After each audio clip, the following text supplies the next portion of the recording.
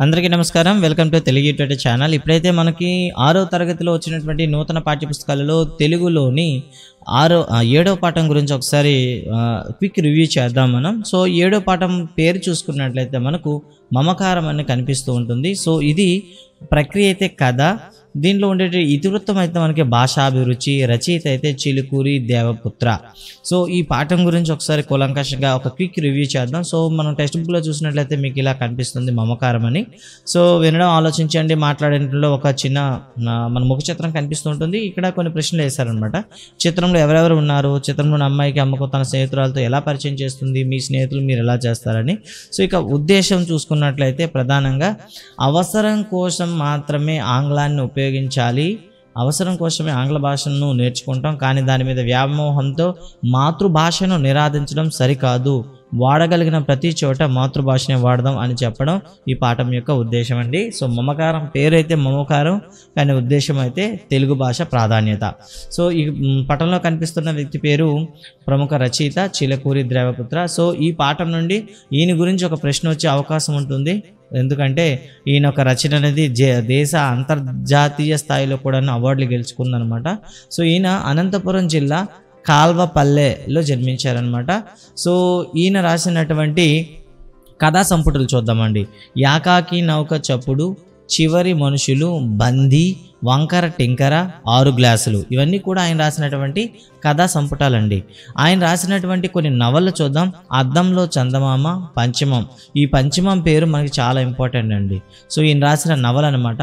1996లో పంచమం నవలకు ఆట American Telugu association వారి చేత పోటీలో 3rd ప్రైజ్ వచ్చింది. అలాగే 2000 సంవత్సరంలో పొట్టి శ్రీరాములు తెలుగు విశ్వవిద్యాలయం వారి ధర్మనిధి పురస్కారం కూడా వచ్చింది. 2001లో చాగంటి స్వామియాజుల స్ఫూర్తి, చూసారు, చాసో స్ఫూర్తి సాహితీ సత్కారం లభించింది. అంతేవిధంగా ఆంధ్రప్రదేశ్ గుర్రం జాషువా పురస్కారం కూడా లభించిందనమాట. ఈ పాఠం చిలుకూరి దేవపుత్ర గారు రాసినటువంటి 6 గ్లాసులు అనే కథా సంపుటి నుండి తీసుకోవడం జరిగింది. ఇక్కడ పంచమం అనే కావ్యానికి అమెరికాలోని ఆట అవార్డు రావడం జరిగింది. అండ్ అదేవిధంగా 2000లో పొట్టి శ్రీరాములు తెలుగు విశ్వవిద్యాలయం ధర్మనిధి పురస్కారం, 2001లో చాసో స్ఫూర్తి, అదేవిధంగా ఆంధ్రప్రదేశ్లో గుర్రం జాషువా పురస్కారం కూడా లభించిందనమాట. అందుకే పంచమం అనగానే మనం గుర్తుండాలి. సో చిలుకూరి దేవపుత్ర. ఓకే అండి. ఇక మమకారం పాఠంలోకి వెళ్తే ఇక్కడ మనకు ఒక ఎంప్లాయీ అయితే కనిపిస్తాడు, రెవెన్యూ ఎంప్లాయీ. తన భార్య పేరు సీత. సో వీళ్ళు ఎండాకాలం సెలవులు రాగానే పిల్లలతో పాటు బళ్ళారిలో ఉండే వాటి పుట్టింటికి వెళ్తుంది సీత. అంటే ఆయన మాత్రం రెవెన్యూ ఉద్యోగి కాబట్టి అక్కడే ఉంటాడనమాట. సో ఆదివారం ఉదయమే బళ్ళారు చేరుకున్నారనమాట. అక్కడ వాతావరణం చూస్తే భలే ముచ్చటగా ఉంది. సీత చెల్లెళ్ళు, వాళ్ళ భర్తలు, పిల్లలు, సీత తమ్ముళ్ళిద్దరు, వాళ్ళ భార్యలు, పిల్లలందరూ ఒక చేరు ఉండడం కన్నుల పండుగగా ఉందని చెప్పాడనమాట. పిల్లల కేరింతలు, ఆటలు, వాటి మధ్యన చిట్టిపొట్టి తగవులు, కొట్లాటలు, ఏడుపులు ఒకవైపు, వదిన మరదల సరసాలు, విరసాలు, బావమరదల వెక్కిరింతలు, జాంతానాలు మరోవైపు. జాంతానాలు అంటే ఏమిటి? ఇక్కడ ఒక ప్రశ్న అండి.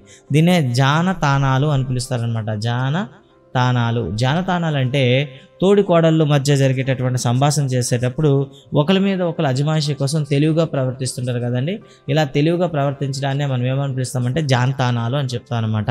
ఇంకా తర్వాత అక్క చెల్లెలు, తమ్ముళ్ళు, వాళ్ళ మధ్య ఒద్దిక అంటే మనకు అందరికీ తెలిసిందేనండి, అనుకూలంగా ఉండడం, ప్రేమలు, ఆప్యాయత, అనురాగాలు ఎక్కడైతే ఉంటాయో అక్కడ స్వర్గతుల్యం అనడానికి పెద్ద ఉదాహరణే మా అత్తగారి ఇల్లు అంటూ రచయిత చెప్తున్నాడు అనమాట. అప్పటికి ఇంకా టైం 1 గంట కాలేదు. ఎందుకు అక్కడ ఉన్న పిల్లల్లో ఒక కొత్త వార్త కనిపిస్తుంది. అదేమిటంటే కొంచెం పరిశీలిస్తే నాకే అర్థమైంది. ఇంతకు ముందు మాదిరి వాళ్ళ సంబోధన లేవని తెలిసింది. ఎట్లాగంటే చిన్నాయన, పిన్ని, మామ, అత్త పిలుపులను ఆంటీ, అంకులతో సరిపెడుతున్నారు. అటు మమ్మల్ని అందరూ పిలుస్తుంది ఎవరో కాదు, సుగుణ, రాధ పిల్లలు అంటూ వాళ్ళిద్దరు పిల్లలను అయితే సూచించడం జరిగింది. అయితే ఇదంతా కూడాను ఈయన భరించలేకపోయాడు. చిన్నాన్నకు, మామకు ఒకటే వరుస కలిపేసి అంకులుగా పిలవడం అనేది ఈయనకు నచ్చలేదు. వెంటనే ఈయన ఏం చేశాడంటే ఎవరైతే పిల్లలు ఉన్నారో ఆ పిల్ల తాలూకా తల్లిని వెంటనే ఏం చెప్పి ఒక మాట అయితే చెప్తారనమాట. ఏమ్మా రాధా, సుగుణ, మీ పిల్లలు పిలుస్తున్న వరుసలు గమనించారా? తెలుగు వరుసలు పిలిపించండి పిల్లలతో అంటూ గట్టిగా చెప్పాడనమాట. అది చూసి వాళ్ళ మొగాళ్ళు మార్చుకోవడం, తర్వాత తిరిగి వచ్చిన తర్వాత ఒక సీత నాకు క్లాస్ పీకడం కూడా చెప్పడం జరిగిందనమాట. సీత అంటే ఆయన భార్య. సుగుణ రాధలు ఎంతో బాధపడిందని చెప్పిందనమాట.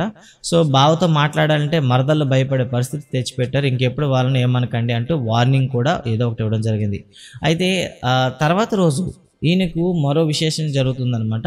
ఆయన పక్క గ్రామమైనటువంటి మడకశిరలో తన కొలీగు ఒక అతను పనిచేస్తూ ఉంటాడనమాట. సో, ఆ కొలీగు వాళ్ళ ఇంటికి వెళ్దామని, అంటే అతను 10 ఏళ్లుగా నాకు మంచి మిత్రుడు. ఊర్లోనే స్వచ్ఛంద సంస్థ నడుపుతున్నాడు. ఇంటి అడ్రస్ చెప్పి రమ్మన్నాడనమాట. సో, ఈయన ఏం చేస్తాడంటే ఆయన ఇంటికి వెళ్ళడం జరుగుతుంది. ఎందుకో అంటే సత్యం గుర్తు రాగానే వెంటనే ఇంగ్లీష్ జ్ఞాపకం వస్తుంది. ఎందుకంటే ఆయన గుంటూరు ఆంధ్ర క్రిస్టియన్ కాలేజీలో BA చదివాడు. ఇక్కడ గుర్తుంచుకోండి, ఆంధ్ర క్రిస్టియన్ కాలేజ్ ఎక్కడుంది? గుంటూరులో ఉంది. సో, ఈ గుంటూరులో ఆంధ్ర క్రిస్టియన్ కాలేజ్‌లో చదువుతాడనమాట. సో, అనర్గళంగా ఇంగ్లీష్ మాట్లాడగలడు. సో, ఎంతసేపు అయినా తర్వాత ఎప్పుడు కూడాను వెనకపడ్డు. అంతేకాకుండా తను చేసుకున్న అమ్మాయి కూడా బెంగుళూరులోనే ఇంగ్లీషు దొరసానుల పెంపకంలో చదువుకున్న మలయాళ స్త్రీ. సో, ఆవిడ కూడాను ఇంగ్లీషు అనర్గళంగా మాట్లాడగలదనమాట. సో, దొరసానులు అంటే మనకి పాలకుల పెంపకంలో పెరిగిందని చెప్తాను అనమాట. సో, ఇంట్లో తెలుగు పలుకుల చోటు ఎక్కడుంటుంది? ఆంధ్రదేశంలో ఇంగ్లీషు మాట్లాడే కుటుంబాలను చూడాలన్న ఉబలాటం బయలుదేరింది నాలో. అంటే ఇటు తల్లి అటు తండ్రి ఇద్దరు కూడా ఆంగ్లంలో బాగా పట్టుంది కాబట్టి వీళ్ళు చక్కగా ఇంగ్లీష్లో పిల్లలందరూ కూడా బాగా చదువుతుంటారు, బాగా మాట్లాడతారు కదా, ఒక ఇంగ్లీష్ ఫ్యామిలీని ఆంధ్రాలో చూద్దాము అని చాలా సరదాగా వెళ్తాడనమాట. కానీ ఆఫీస్ ఇన్స్పెక్షన్ నోట్లో రాయడానికి కొంతవరకు అయ్యింది. సో, రాసేసాడు. మరుసటి రోజు కానీ పూర్తవదు. ఆ పూటకి విశ్రాంతి. తర్వాత కలుస్తానని మా కొలీగ్కి చెప్పేసి సత్యం ఇల్లు వెతుక్కుంటూ బయలుదేరాడనమాట. సులభంగానే అతన్ని కనుక్కోగలిగాడు.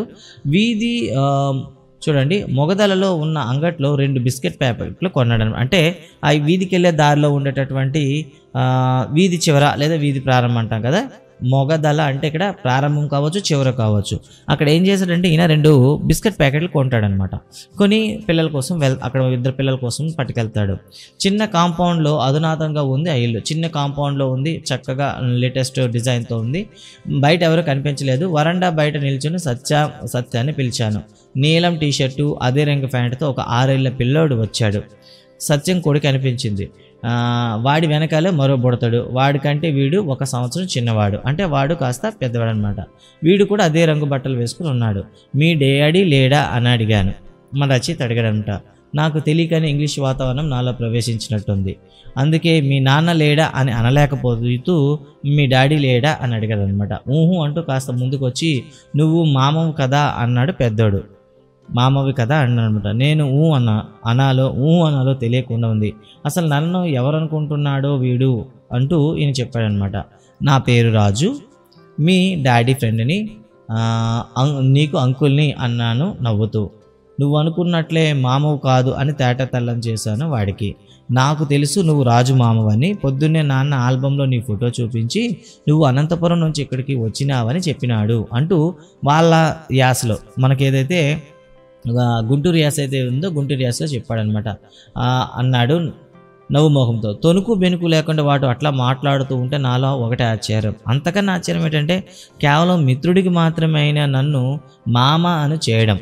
ఓకే, వాళ్ళ పేర్లు అడిగాను. చెరో బిస్కెట్ ప్యాకెట్ ఇస్తూ పెద్దోడు బుజ్జి అని, చిన్నోడు చిన్ని అని చెప్పారు. లోపలికి వచ్చి కూర్చోమామ అంటూ నన్ను, నాన్న ఇప్పుడే వస్తాడంటూ పెద్దోడు చెబుతుంటేనే నా వెనక మోటార్ బైక్ ఆగిన శబ్దం. అదో నాన్న అంటూనే తిరిగి చూశాను. సత్యం హెల్మెట్ తల నుంచి వేరు చేస్తూ నవ్వుతూ నాతో కరచాలం చేశాడు. ఇంట్లోకి వెళ్ళి కూర్చున్నాను అనమాట. మీ మిస్సెస్ ఎక్కడా అని సత్యం అని అడిగాడనమాట. ఇంకా కాసేపట్లో వస్తుంది, పక్క ఉన్న పల్లెకి పోయింది, మాకు పల్లె ప్రజలతోనే కదా పని అంటూ చెప్పాడనమాట. కానీ ఇక్కడ తనకు చాలా ఆశ్చర్యమైనటువంటి సంఘటన. సో, నిజానికి మొత్తం వాడికి ఇంగ్లీష్ వచ్చు కదా, ఇంగ్లీష్లో బాగా మాట్లాడతాడు అనుకుంటే పిల్లలు ఇచ్చినటువంటి పలకరింపు కానివ్వండి, లేకపోతే రిసీవ్ చేసుకునే విధానం చూసి వీడు ఆశ్చర్యపోతాడు అనమాట. ఆంధ్రప్రదేశ్లో ఉన్న ఆంగ్ల కుటుంబాన్ని చూడాలని వస్తే అచ్చ తెలుగు కుటుంబం కనిపిస్తుంది ఇక్కడ సత్యం అంటూ, పిల్లలిద్దరు నిన్ను డాడీ అనుకుంటా నాన్న అని పిలవడం భలే ఉంది. నా ఊహల్ని తలకిందులు చేసినావు. అంతేకాక పిల్లలిద్దరూ మామ అంటూ నన్ను పలకరిస్తూ ఉంటే ఏదో తెలియని మమకారం నాకు కలుగుతుంది అని చెప్పడం జరిగిందన్నమాట. ఈ వాక్యాలు ఎవరివి అనే ప్రశ్న వస్తుంది. ఇది రాజు యొక్క వాక్యాలు. రాజు భార్య పేరు సీత, గుర్తుంచుకుంటారు. అప్పుడు నవ్వుతూ సత్యం ఒక మాట అయితే చెప్తాడు. ఈ మాటలే ఈ పాఠంకి ప్రధాన ఆధారం అనమాట. ఇంగ్లీష్ భాష మనకు అవసరమే, అంతవరకే దాన్ని వాడుకుంటాం. మన భాషని సంస్కృతిని ఎందుకు వదిలేసుకుంటాం? ఇంకా మా ఆవిడ తెలుగుని వింటే ఆశ్చర్యపోతావు. ఆవిడ మలయాళీ కదా, ఇంగ్లీష్ వాళ్ళ పెంపకంలో ఇంగ్లీష్ తప్ప మరొక భాష తెలియదు. ఇక్కడ ప్రజల్లో పనిచేయాలంటే ఇంగ్లీష్ పనికిరాదు. చాలా తొందరగా తెలుగు నేర్చుకుంది. అక్కడి నుంచి బయలుదేరుతూ ఈసారి అనంతపురానికి వస్తే తప్పకుండా మా ఇంటికి పిల్లలతో పాటు రావాలా అన్నాను. పిల్లలిద్దరు నవ్వుతూ దగ్గరకు వచ్చి టాటా మామ అంటూ వీడుకోలు పలుకుతుంటే ఎందుకో తెలియకుండానే రాజు కళ్ళల్లో కన్నీరు తిరుగుతుందనమాట. ఇది ఈ పాఠం యొక్క ఉద్దేశం. అంటే ఈరోజు అందరూ కూడా ఇంగ్లీష్ అంటూ పరుగులు పెడుతూ ఉంటే ఇంగ్లీష్ అంత అనర్గళంగా వచ్చిన కుటుంబంలో కూడాను మమకారాన్ని ప్రదర్శించడానికి మాతృభాషను ఉపయోగించడం అనేది జరుగుతూ ఉంటుంది అని చెప్పడం అనేది ఈ పాఠం యొక్క ప్రధాన ఉద్దేశం. ఇక తర్వాత చూద్దాం. తర్వాత చూసుకున్నట్లయితే ఒక లేఖ అయితే ఉంటుంది, ఒక పాంప్లెట్ అంటాం. ఈ పాంప్లెట్ మీద 4 క్వశ్చన్స్ అయితే ఇచ్చాడనమాట. ఈ పాంప్లెట్ మీరు చూడొచ్చు. ఆంధ్ర విష్ణు మహావిష్ణు తెలుగువారి ఆరాధ్య దైవం కృష్ణా జిల్లా శ్రీకాకుళంలో ఆంధ్ర విష్ణు దేవాలయం ఉంది. శ్రీకృష్ణదేవరాయలు ఈ దేవుని సందర్శించుకుని స్వామి ఆదేశం మేరకు తాను ఆముక్తమాల్యద గ్రంథం రాసినట్లు చెప్తాడు. నేను తెలుగు వల్లభుణ్ణి, నా భాష తెలుగు భాష అని అన్ని భాషల కన్నా గొప్పదని స్వామి స్వయంగా తనకు చెప్పినట్లు కూడా పేర్కొన్నాడు. అటువంటి అరుదైన ఆంధ్ర విష్ణు దేవాలయాన్ని పరిరక్షించుకుందాం, మరింత అభివృద్ధి చేద్దాం, ఇది మనందరి బాధ్యత. ఇట్లు అఖిలాంధ్ర ఆలయ పరిరక్షణ సంఘం అమరావతి అని ఇవ్వడం జరిగింది. సో దీనిపై అయితే క్వశ్చన్లు అయితే ఇచ్చారండి. ఆంధ్ర విష్ణు దేవాలయం ఎక్కడ ఉంది అనే ప్రశ్న ఇచ్చాడు. సో కృష్ణా జిల్లా శ్రీకాకుళం. ఈ కరపత్రం ప్రచురించింది ఎవరు? అమరావతిలోని అఖిలాంధ్ర ఆలయ పరిరక్షణ సంఘం. నా భాష తెలుగు భాష అని చెప్పింది ఎవరు అంటే ఇక్కడ నా భాష తెలుగు భాష అని శ్రీకృష్ణదేవరాయలు చెప్పడం జరిగింది. ఆముక్తమాల్య గ్రంథం రాసింది ఎవరు అంటే శ్రీకృష్ణదేవరాయలు అని మనమైతే ఇక్కడ మనం గెస్ చేయొచ్చు. ఇక తర్వాత మనం చూసుకున్నట్లయితే విద్యాలకు సంబంధించి ఇక్కడ కారంతో అంతమయ్యే పదాలు కొన్ని ఇవ్వడం జరిగింది అనమాట. వీటిని ఫిలప్ చేయండి అంటూ పిల్లలకి ఇవ్వడం జరిగింది. మొదటిది, ఎదుటివారికి మేలు చేయడాన్ని ఏమంటారు? సహకారం అని పిలుస్తారు. ఎదుటివారిని గేలి చేయడాన్ని ఏమని పిలుస్తారు? వెటకారం అంటారు. ఓకేనా? అదే కాకుండా ఈ పాఠం పేరు మమకారం ఆల్రెడీ ఇచ్చాడు. సహకారం, ఎదుటివారికి సహాయం మేలు చేయడానికి సహకారం లేదా ఉపకారం అని కూడా మనం వాడచ్చు. దట్టమైన చీకటి ఉంటే దాన్ని అంధకారం అంటాము. గర్వం అహంభావం ఎక్కువ ఉన్నట్లయితే దాన్ని అహంకారం అని పిలుస్తాం. సో ఈ విధంగా కారంతో అందమయ్యేవి. ఇక తర్వాత కొన్ని పదాలను అర్థాలు తెలుసుకొని సొంత వాక్యాలు రాయండి కొంత ఇవ్వడం జరిగింది. సో ఉబలాటం అంటే ఏంటి? కోరిక. అలా మనకి కొన్ని పదాలు అయితే ఇచ్చారు. ఒద్దిక అంటే మనకి ఇంతకుముందే మనం చెప్పాం. ఒద్దిక అంటే అనుకూలంగా ఉండడం, అనుకూలంగా ఉండడం. సో తర్వాత వాత్సల్యం అంటే పెద్దవాళ్ళు పిల్లలను చూపించే ప్రేమ. అధునాతన అంటే కొత్తది లేదా నూతనమైనది లేదా ఆధునికమైనది అని అర్థం వస్తుంది. తర్వాత చూద్దాం, సమానార్థ పదార్థాలను గుర్తించి గీత గీయండి అని ఇవ్వడం జరిగిందనమాట. ఇక్కడ చూస్తే మనకి బుడతడు, పిల్లవాడు. సో రెండు కూడా మనకి ఇవ్వడం జరిగింది. ఇక రెండవది అసలైన ధనం విద్యాధనం. తేటతెల్లం చేశారు. దీంతో సంపాదించుకోవాల్సి ఏమిటో స్పష్టమైంది. తేటతెల్లం అదేవిధంగా మనకి స్పష్టమైనది. సందేహాలు తీర్చడాన్ని తేటతెల్లం అంటాం. మహాత్ముని జీవనశైలి నన్ను ఆకర్షించింది, నిరాడంబరంగా ఉంటుంది. ఓకే, ఇక్కడ కూడా మనం చూసుకుంటే ఆయన జీవన శైలి అని చెప్తాము. అదేవిధంగా శైలిని మనం ఏమని పిలుస్తాం? ఇక్కడ పద్ధతి అని పిలుస్తాం. ఇక్కడ కూడా మనకి ఏమున్నాయంటే పర్యాయ పదాలు అయితే ఉన్నాయి. సో ఇక్కడ వ్యతిరేక పదాలను జతపరచండి అని ఇచ్చాడు. పండితుడు, పామరుడు, సరసము, విరసము, అదృష్టము, దురదృష్టము. ప్రకృతి వికృతులను కూడా జత చేయమన్నాడు. ఆశ్చర్యము, ఆశ్చర్యము, భయము, స్త్రీ, ఇంతి అండి. ఇక చూసుకుంటే వ్యాకరణ అంశాలు చూసుకుంటే సామాన్య సంశిష్ట వాక్యాల గురించి పరిచయం అయితే చేశాడు. అసమాపక క్రియలు లేకుండా ఒకే ఒక సమాపక క్రియ ఉంటే దాన్ని సామాన్య వాక్యం అంటాము. ఒకటి కానీ అంతకంటే ఎక్కువ అసమాపక క్రియలు ఉండి చివరకు ఒక సమాపక క్రియ ఉంటే దాన్ని సంశిష్ట వాక్యం అంటామంటూ మనకు పరిచయం చేశాడు. ఇక్కడ చూడండి, పద్మ నిద్ర లేచి ఇది ఒక అసమాపక క్రియ, స్నానం చేసి ఇది ఒక అసమాపక క్రియ, బడికి వెళ్ళింది ఇది సమాపక క్రియ. కాబట్టి దీన్ని ఏమని పిలుస్తాం? సంశిష్ట వాక్యము అని పిలుస్తాం అనమాట. ఇక్కడ మళ్ళీ కూడా కొన్ని సామాన్య వాక్యాలు ఇచ్చి సంశిష్ట వాక్యాలుగా రాయమన్నాడు. గురువుగారు పాఠం చెప్పి లేదా ఇక్కడ చెబుతున్నారు, నవ్వుతున్నారు, చెప్తూ నవ్వుతున్నారు. అమ్మ బుజ్జగించి అన్నం పెట్టింది. ఎలుక అక్కడి నుండి వచ్చి గొడ్లగూబను చూసింది. ఇలా మనం అయితే చెప్తాం అనమాట. తర్వాత చివరికి ఒక చమత్కార పద్యం కూడా మనకి ఇవ్వడం జరిగింది. వడల నిండా కన్నులుండు, నింద్రుడు కాడు, కంఠమందు నలుపు కాడు శివుడు, ఫనుల బట్టి చంపు పక్షీంద్రుడా కాదు, దీని భావమేమో తెలుసుకొనుడు అని ఇచ్చాడు అనమాట. దీని ఆన్సర్ అయితే నెమలి. సో వడల నిండా కళ్ళు ఉంటాయి అంటే మొత్తం కూడా కళ్ళు ఉంటాయి కానీ ఇంద్రుడు కాదు. కంఠమందు నలుపు ఉండు, కంఠం చూసుకుంటే మనకి నల్లగా ఉంటుంది కానీ శివుడు కాదు. ఫనులను బట్టి అంటే పాములను పట్టి చంపుతుంది కానీ పక్షీంద్రుడు గరుత్మంతుడు కాదు. సో ఎవరని అంటే మనకైతే నెమలేస్తుంది. సో ఇదండి ఈ పాఠంలో ఉండేటటువంటి చమత్కార పద్యం. ఇక తర్వాత చూసుకుంటే అమ్మ ఉత్తరం ఒకటి కనిపిస్తుంది. ఉద్యోగాల పేరుతో సుదూర తీరాలకు వెళ్ళిపోతున్నటువంటి కొడుకులను ఉద్దేశించి అక్కడ తల్లి రాస్తుంది. సో తల్లి పేరు మనకు అవసరం. ఇక్కడ తల్లి పేరు కాంతమ్మ. సో ఏమని రాస్తుంది అంటే ఈ అవసరం మీరు అక్కడ ఉండి చాలా పనులు చేస్తున్నారు, చాలా బాగానే ఉంది, నన్ను మాత్రం పట్టించుకోవట్లేదంటూ తన బాధను అయితే వ్యక్తపరుస్తుంది. సో గాయస్ ఇది మనకు ఉండేటటువంటి మమకారం పాఠం. ఈ మమకారం పాఠం తర్వాత మళ్ళీ నెక్స్ట్ వీడియోలో మళ్ళీ మేలుకొలుపు పద్య భాగంతో మేము ముందు ఉంటాను. So thank you guys, thank you for watching.